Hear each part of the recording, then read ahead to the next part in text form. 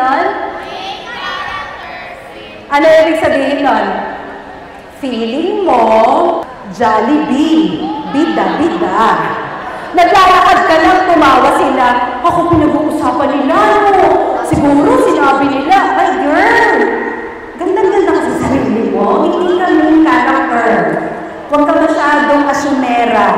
Hindi yung buong mundo iikot para sa'yo. Hindi lang iising yung mga classmates mo na ikaw ang laman ng isip nila. So huwag kang feeling main character. But how do I make this about me? Huwag kang makikipaglaban sa laban na hindi naman sa'yo. Yung kaklase mo at saka yung isa mong kaklase, nagka-break dahil dun sa isa mong kaklase, wala kang pakialam dun.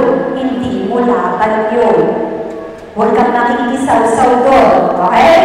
Now, biktima, check natin. Kasi pag awang-awa ka sa sarili mo, magagalit ka sa mga tao. Pag galit na galit ka, mananakit ka.